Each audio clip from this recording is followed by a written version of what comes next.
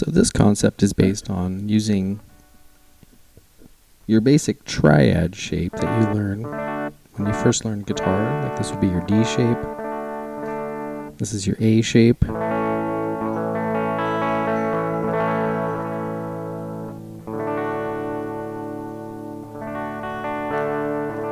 So you have a bar chord, so you have a G minor.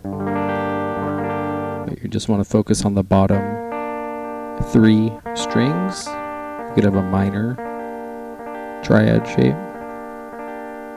So if you have all bottom 3 strings ring out, that's your E minor, G, B, E. That'd be F minor, G minor, A minor, B minor, C minor, D minor, E minor. If you have your D shape here and you're starting out with that's your D note here, there's your major 3rd, A is your 5th. Say we move that shape up here to the 5th fret, that's an E note, you'd have an E chord. Half step up is F, G, A, B, C, back to D.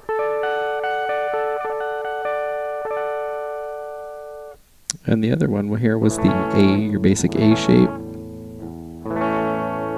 Whether you're holding it this way, or you bar it, A, B, C, D, E, F, G, back to A.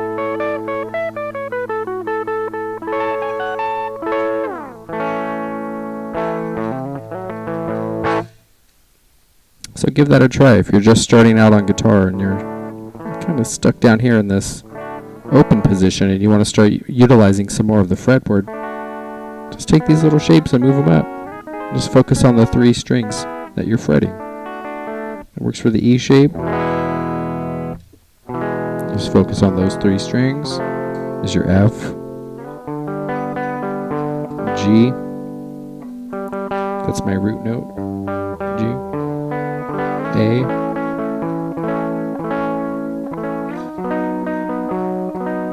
B, C, D, up to E.